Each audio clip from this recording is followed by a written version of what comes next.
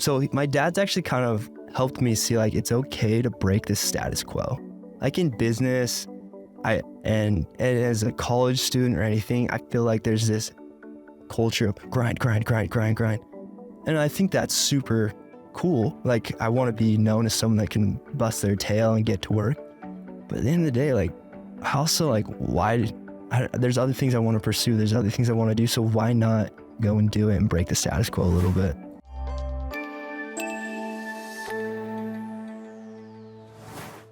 Jaron, welcome to the Deeper Than Dope podcast. Today we got Bennett, myself, and Jaron talking about mental health and how we can make sure that we're aiming for the right things in life and not just going for the money. Thanks for being on the show. Well, thank you guys for having me. Like just kind of understanding the whole purpose of what this podcast is all about. Like I'm really excited to be here. I love the focus and the mission behind everything you guys are doing. So thanks, man. We'll start with what's your background? Who is Jaron? Dude, my background, I'm all over the place, man. I think where I really started to like figure out who I am right now, kind of foundation was like I was a missionary for my church. Ended up living in Australia for 2 years, which was cool. Mm-hmm. I ended up coming home, and I was a former student athlete, so I ran at UVU. I'm a track and field guy. All right. Track and field, it's cool for about 2 weeks every 4 years at the Olympics. Other than that, no one really cares about track. But former student athlete, where I eventually kind of found my way into the tech space. I've worked at a startup called Divvy. They ended up getting acquired by Bill for a good chunk of money. So yeah, big chunk. $2 billion. 2.5 billion. 2.5. Yeah. Dang. So I kind of rode that ship out before I ended up starting my own company called Dojo, and that's kind of what I've been building for the past 2 years. And what is Dojo?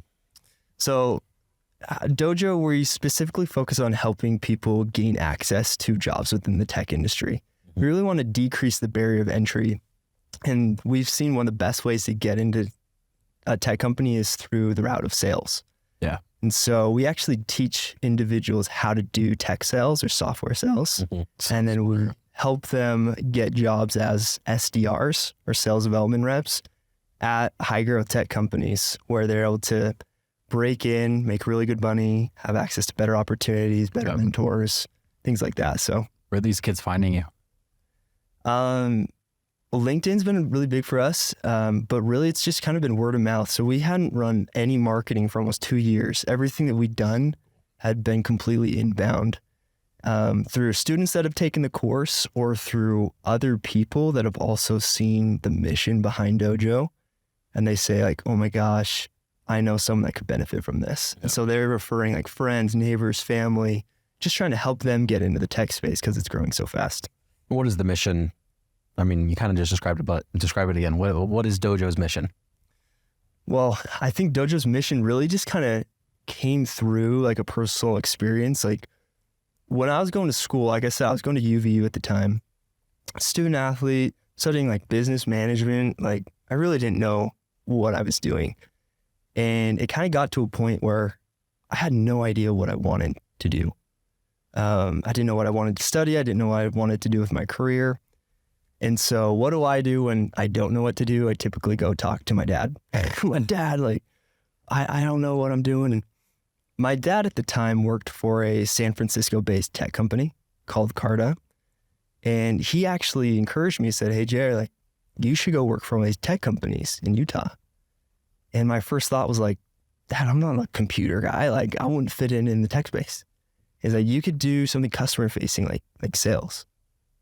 Like what? So I ended up taking time off from school and I ended up working for Divvy. And I ended up I came in entry level, like no sales experience, no degree, nothing. Hustle. And yeah, I was like, just teach me what I need to do. And so I was at Divvy for about 18 months. And within that first year, I'd been promoted like 4 times. I was like helping manage this enterprise level sales team. Mm-hmm. And I was like making over 6 figures. I was 22. And I was like, why don't more people do this? Like, I'm nothing special. Like, why isn't this being talked about in schools? Like, why aren't we teaching people how to do this job? Or why doesn't the person at Chick-fil-A try to do this instead and like triple their income. And so for me, I ended up leaving Divi and we started Dojo specifically to try to help people understand their opportunities and see that tech's one of the best places you can work, and sales is not an awesome career path. Dude, that is so similar to what I was doing before cookies. Really? I was doing recruiting door to door. And I'm like after the first summer of door to door, I only sold for 2 months, but it was so life changing. I mean, the money was amazing. And then I giggled when you said Chick-fil-A.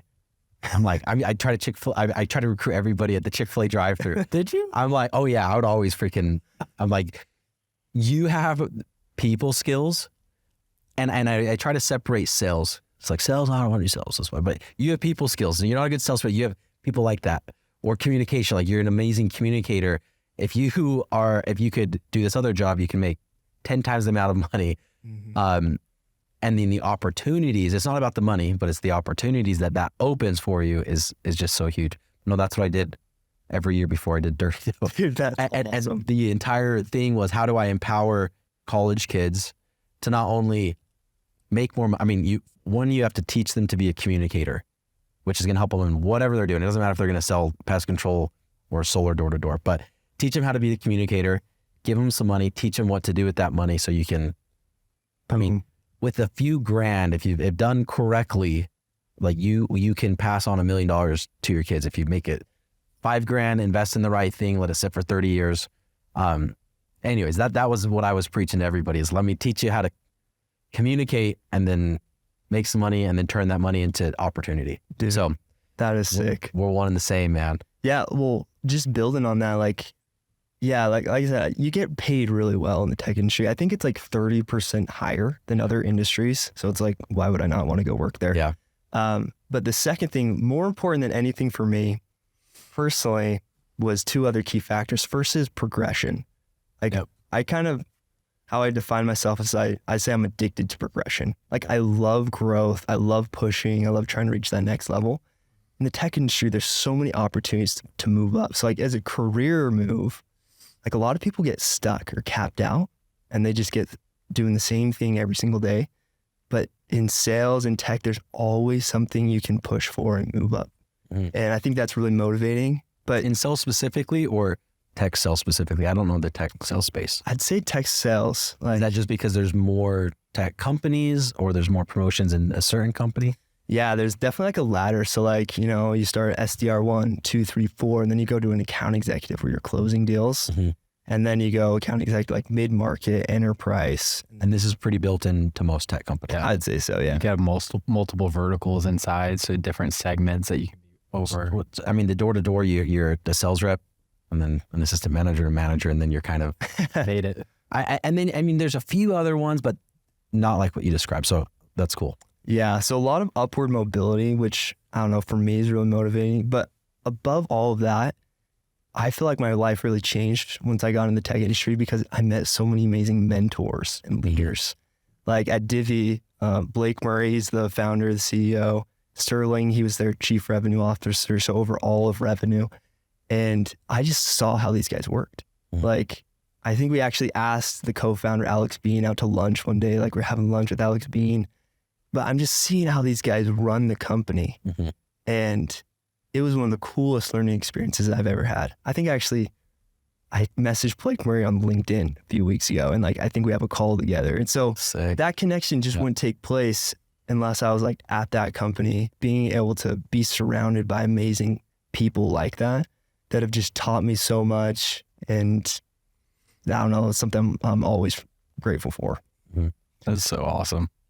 Progression. I'm kind of thinking in my mind, I'm just saying fulfillment. Because that's how I find fulfillment is that progression. A lot of it is that progression. What gives you that fulfillment or that sense of progression that satisfies you? What do you need to be doing? For me, I like I said, I love the feeling of just getting better in anything I'm pursuing.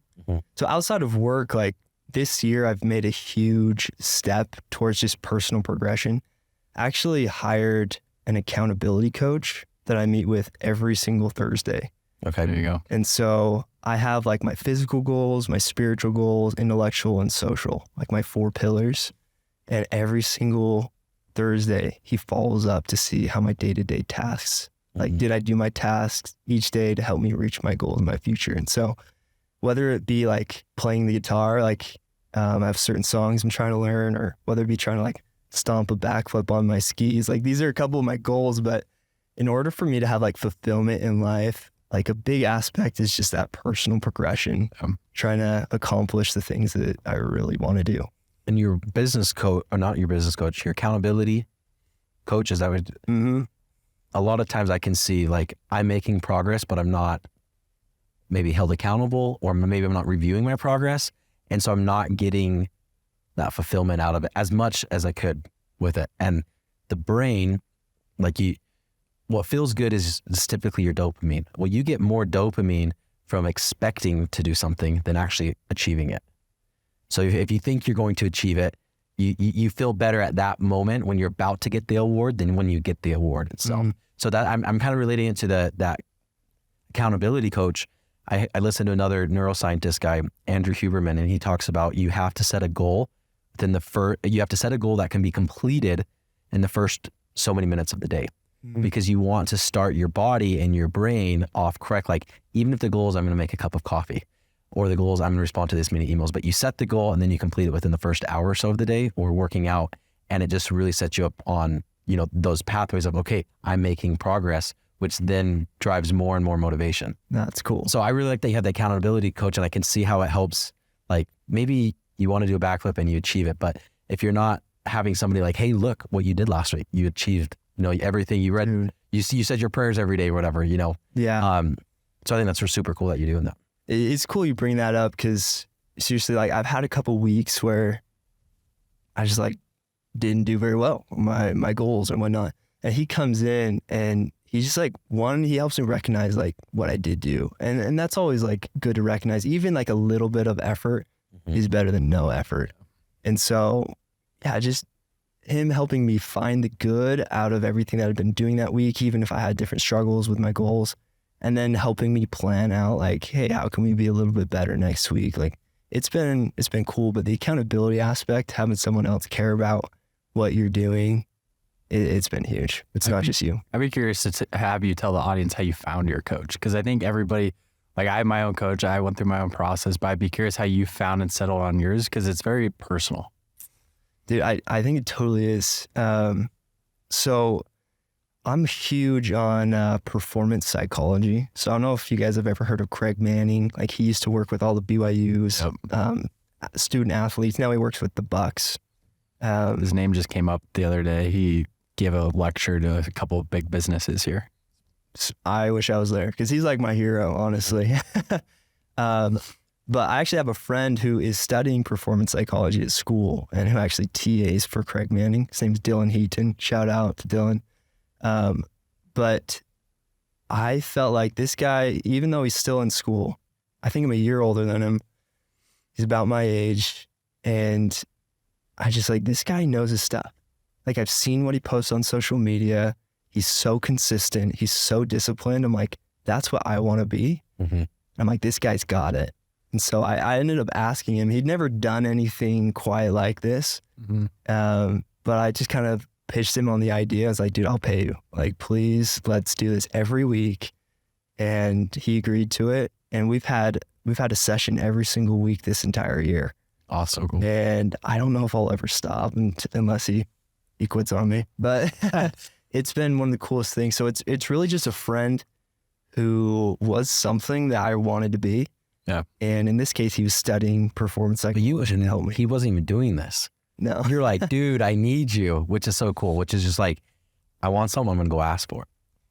Pretty much, yeah. You just texted or LinkedIn message the Blake guy, Divvy, Like, yeah, shoot your shot, man.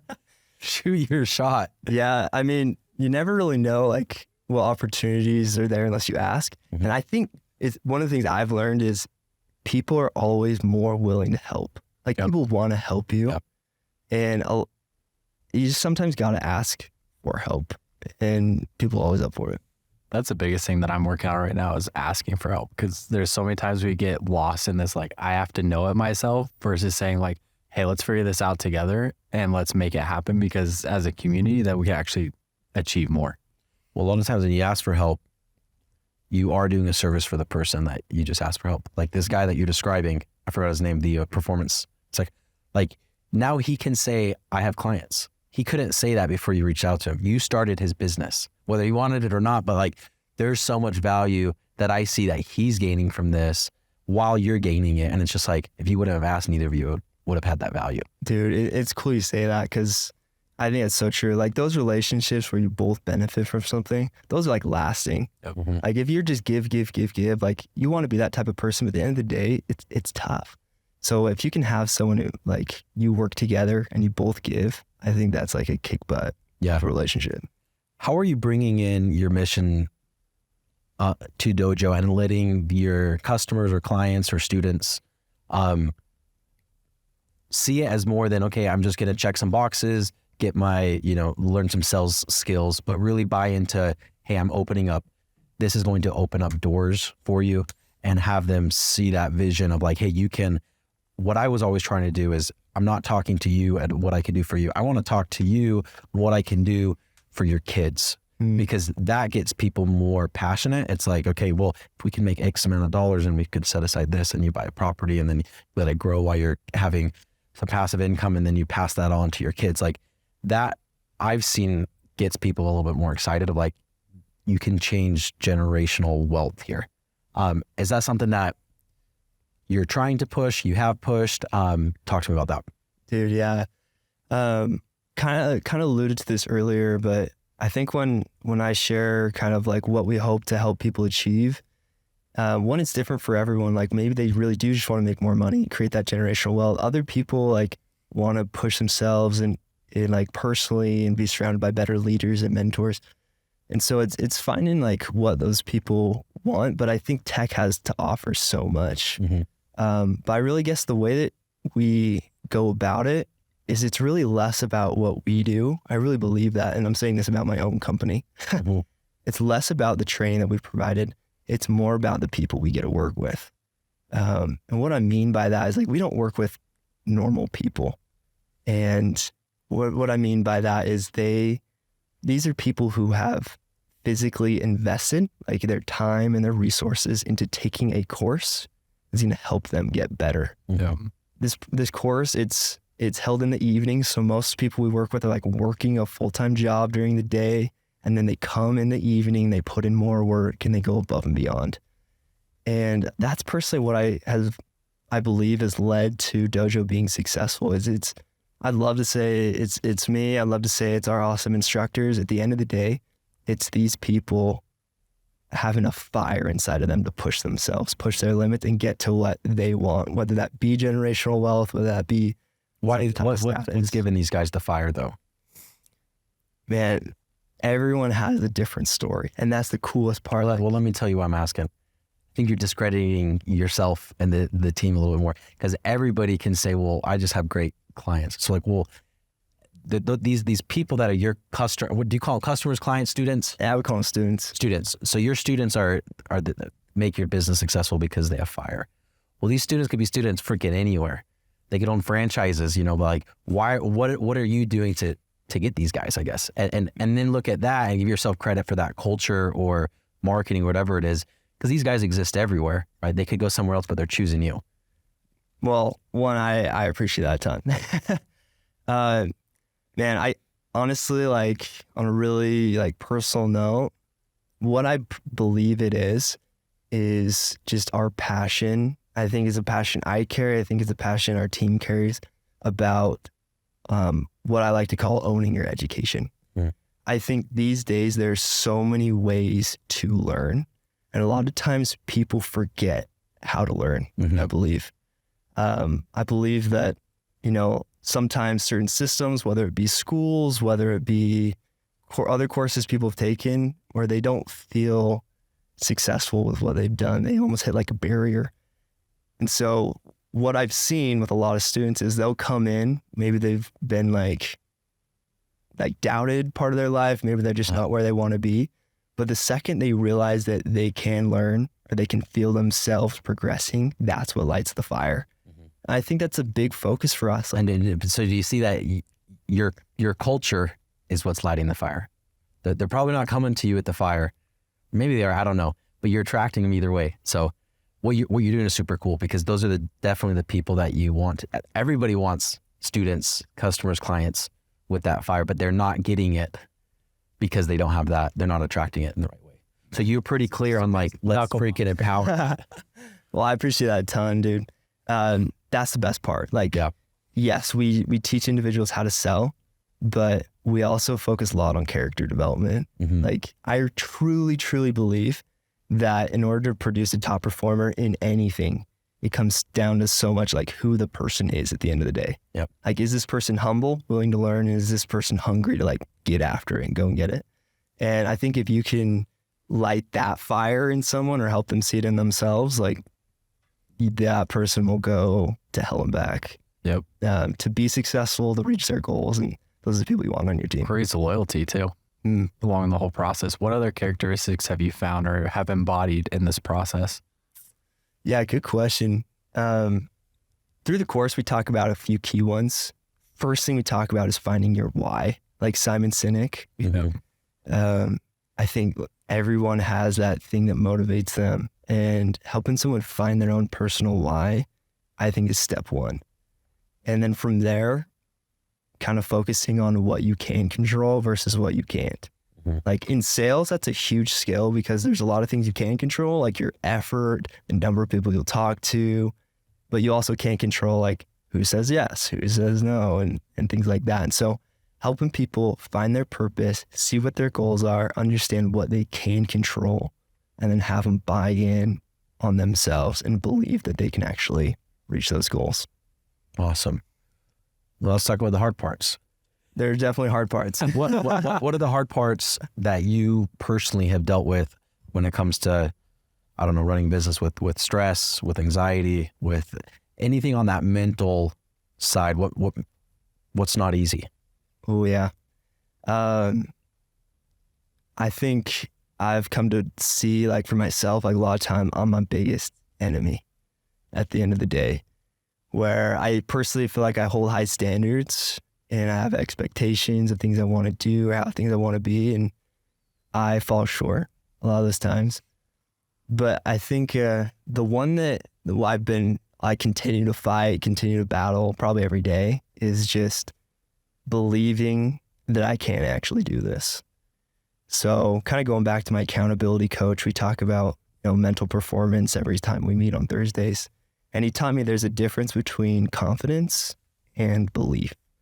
So confidence is, I am confident in something that I've already done. Like, I already know I can do this because I've done it in the past.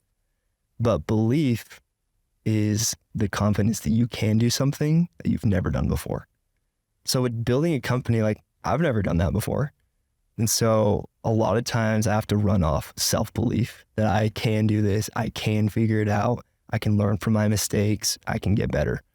And so keeping that flame of belief lit is definitely something I always focus on and try to do. That is a constant battle. That strikes so deep, because as an entrepreneur, no one's done what you're doing. And so you got to dig really deep and light that flame every single day. Is there any actionable things that you do on a daily or weekly basis that help you? Yeah, a couple. Like, I've been learning a lot about myself this year. One is self-talk. Like, I have started actually talking and telling myself out loud or in my head, like, I can do this. So I have 5 mantras that I will repeat to myself, like, throughout my day, throughout my week, just of things that I want to be. Can you share them? Yeah, if you guys are up for it. I'm up for it. So my first one is like, I'll just name all 5, but it's, I am loved, I am fearless, I am resilient, I'm proud of myself, and, oh man, you're putting me on the spot, I can do anything. I love it, man. And so those are the ones that, like, I'll repeat in certain moments. Like, I'll just say one over and over and over, like, I'm proud of myself. I'm proud of myself. Look what you've done. Like, just keep going. And like sometimes I need that one, or like, hey, I'm fearless. Like I've never done this before. Who cares? Like just go. You can do it. So self-talk's been a big one for me this year. I do the same thing. I mean, in the meditation, I'll do daily meditation. A lot of it is self-talk. Putting on some music, getting in a good headspace, maybe do some breath work, and then I imagine I'm talking to my subconscious mind, because my subconscious mind is in control. Yeah. Right. That's what's driving everything. But my conscious mind thinks it's in control. So I'm like, okay, how do I get in a good headspace that my conscious mind can tell my subconscious mind what to do, and my subconscious mind actually freaking listens because it has to believe it. Anyways, and I use a lot of those same ones, dude. As it freaking gets so stressful, and it gets tough. It gets lonely. So I like that. Anything else that you do that's coming to the man.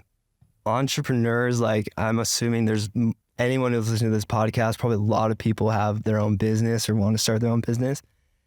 I never like planned to like start a business. I think it just kind of happened and I like went for it and good things have come from it. But one thing I didn't fully understand when I started is that entrepreneurship is lonely. It is such a lonely road. And I am a people guy. Like I love people. I love being around others, like learning from them, like overcoming challenges together. Like I'm a community guy. And so building a company has been tough and still is tough. Cause like I have a team, that's been what saved me. Is like I did things early on, but starting to build that team more and more with people that also have the same passion, have different strengths than I do in certain areas, and me being able to rely on them, or it's not just me against the world every day, that has been really big. So surrounding yourself with people to support you inside of work and outside of work, that is like a game changer for me. Yes, I think that's important. I don't think entrepreneurship's lonely unless you make it lonely. Well put. I mean, it's I feel like there's such a huge community here. I moved from San Diego area back to Utah a year ago and just plugged into the entrepreneurship community here. And I'm like, there's events going on all the time. Yeah. Don't go to most of them, but they're still like always happening and everybody is very, very, very friendly. It can be lonely and it probably is mostly lonely, but I think you can make it not lonely. And I do feel like that's the freaking hardest part is like, holy shit, I need to find other people that are also struggling because I don't have money to hire an employee right now. So I'm working by myself, but I can go and join a mastermind or, events and be like, oh, you are struggling to pay yourself? Me too. Straight up. What were you going to say? No, I was going to say, as entrepreneurs, we also find ourselves not being as vulnerable. And so it like sometimes does make it hard to break the ice, which is like what I found is like being in that same spot. We're all there, but it's like, wait, you're doing good. Well, I'm doing good. I don't want to get vulnerable here. And it becomes this downward spiral until you can break that ice. And then you're like, oh, like I found my tribe here. And it's like, oh, you're doing this problem. How are you solving this? How are you solving this? And that like instantly becomes friends. Yeah, honestly, really well put. I'll tell you, like I said, that challenge, the biggest challenge I faced with that self-belief aspect, dude, I can't give a big enough shout out just to the entrepreneurs of Utah. Like I'll go to different events and network and I've had so many people tell me like, I love what you're doing, or like, I think it's so cool, or I saw that what you did for this person or what Dojo's done. And those little interactions they light the flame again. They keep you going. And I seriously can't give enough shout outs to everyone that I've met at different events. It's even said the smallest compliment to what I'm doing or whatnot. And it sucks to say, like, maybe you need some validation sometimes. You do though. But it counts a long way. So especially as an entrepreneur. How old are you? I'm 24. Okay. Not married? I'm not married, no. Not noticing a ring. Work-life balance is probably an issue then, right? You're just like, this is my freaking life. Or how do you? He's got skiing as one of his goals. He's doing backflips. He's doing backflips. Some balance. Yeah. What was the question? Really, what I guess I'm giving you advice because you're younger than me. Dude, I'll take advice. Let's go. Because most people that come in here are older than me. I'm 30. Anyways, what I've seen and in myself and in interviews on podcasts or me being interviewed on other podcasts is most people get disappointed with their goal because they didn't set the right goal. I love that you mentioned Simon, what the hell is his name? Simon Sinek, and his, what is the why? So hopefully when you get there, you're like, okay, this is rewarding, but really it's, when you get there is never the time to enjoy it, right? You have to enjoy it on the way, because when you get there, you get this little hit of dopamine or serotonin or whatever, and then it goes away after a few days, so just really finding that. I mean, that was just kind of my whole journey is like, I'm going to work nights and weekends and all the time. Yeah. It will be worth it one day. And it's not ever worth it. You have to find it kind of on your way. So my question, I will phrase it into an actual question, is with that in mind, have you thought about that? And what are you doing right now to kind of prepare, like, here's my work and it is very important and very fulfilling, but here's my other things to have a self-worth that is not attached to my business? Dude, really good question. A few things I've been doing, like, again, talking about my accountability coach, like, I seriously cannot stress like how much this has been a game changer for me this year. Mm-hmm. But I actually don't talk about a ton of work related things with him. I just keep it personal, just because it kind of allows me to realize I have other things I'm pursuing and I'm proud of outside of work. So that's awesome. One of them, like, I've steps ahead of me. I love it. I love it. But like some of the things I've been doing, like you said, I play the guitar. I played for like 7 years, and I love the guitar. Like, I feel like I'm pretty good. I've just learned off YouTube. But last year I was like, I want to get better. And so I actually started taking guitar lessons, and I have a guitar lesson every single week. It's in like the middle of the day, but I gave myself permission to take my guitar lesson on Tuesdays every single week. And so I have hobbies, I have passions, and I just don't think I should ever let those go. Like, I want to hold I 100% agree. I love that answer though. You already like, I'm doing guitar, I'm doing skiing. I'm not even talking about business with my accountability. Yeah. So I made an unfair assumption. You're a freaking workaholic. And I'm glad you're getting the job done while finding balance. Dude, I appreciate that.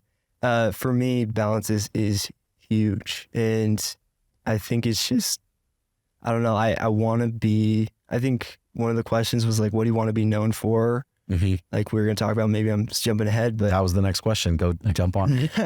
But I want to be known for someone that just is a good person, like, who like has people that they've been able to impact in their life. And I think work's one way to impact, but I think it's so much bigger. I think it's these personal relationships that matter the most to me. Like, I would say I'm an extrovert, like, I want to be around people, but I keep my circles small, I guess. Like, I have so many people in my life, but there's a couple key ones that I always want to invest in. And those are the ones that mean the most to me. And I think just being able to take time away from work for me to spend in these other areas, like with the people or doing the hobbies that I like, it actually fuels me to be able to perform better at work. So love that. I think that's what most of us miss, is we need to work harder, because when we work harder, then we'll have the success or the money, and then we'll get better. And it's like, no, that's not going to, having more money in your bank account does not heal a stressed out, anxious, depressed person. It just freaking doesn't. So take care of your mind, and then make sure that you are in a comfortable spot. And then that is what's going to prepare you to be more successful, have more money. But I do think that most all of us have it backwards. It's not we're not taking the guitar lessons or the skiing, and it's like, no, I'm just going to freaking work forever. And it's like, it's not really working out for most people, right? Like, as far as your happiness and your fulfillment levels, you're pretty low. But hey, you got a big bank account. Cool. So anyways, I love that you're already on to that. And why is that? Most people are not really focused on that. Dude, that is a good question. I'll tell you, like, I just have a blast doing these things. I don't know why I wouldn't make that a focus in my life. Like, I love being around those people. Like, I love skiing. I love playing the guitar. Like, these are things that just fire me up. So for me, I think it's just, when you ask why you do it, I'm like, because that's the best part of my life. How do you compare to, I mean, both of your parents are freaking awesome, super hard workers. Did you feel like you learned what to do from them as far as work-life balance, or did you feel like maybe they worked a little bit too much and you're like, maybe I want to go opposite? Oof. Man, actually, I'm glad you bring that up, because that actually helps me answer the question. But my dad's been a great example to me, and my mom. Like, I mean, they're both super successful. I don't know how much they work, but that's half my mom. You're their kid. They definitely work a lot, and they enjoy their work, which is cool. But I remember, like, there have been times where I've had certain expectations of things I needed to do and certain paths I needed to follow. And my dad kind of is like, dude, why? Like, why do you need to do that? Like, he actually kind of told me to take some time off of school so I could go work at Divvy. And I was like, what? Like, I didn't know that was an option for me, you know? So my dad's actually kind of helped me see, like, it's okay to break this status quo. Like, in business, and as a college student or anything, I feel like there's this culture of grind. And I think that's super cool. Like, I want to be known as someone that can bust their tail and get to work. But at the end of the day, like, I also, like, there's other things I want to pursue. There's other things I want to do. So why not go and do it and break the status quo a little bit?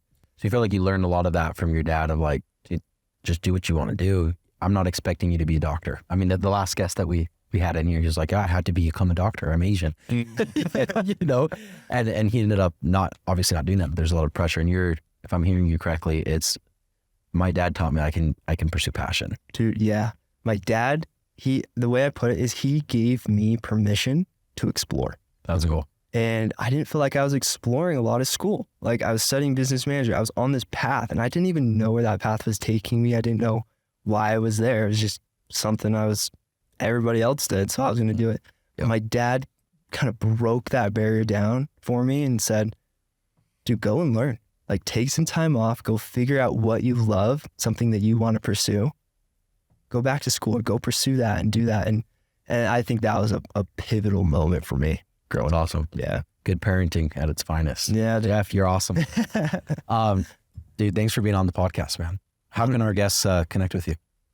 I use LinkedIn a ton. I think that's an awesome place to connect. You can always shoot me a message. So Jaron Erickson on LinkedIn, just shoot me a connection request. You can even leave a note, say they listen to the podcast, and I'll give Bennett a shout out for having me here. So I love it. I love it, dude. Thank you. Thank you so much. Well, thanks for having me, guys. Seriously, love what you guys are doing. I love the mission and the focus behind everything you guys are sharing on this pod.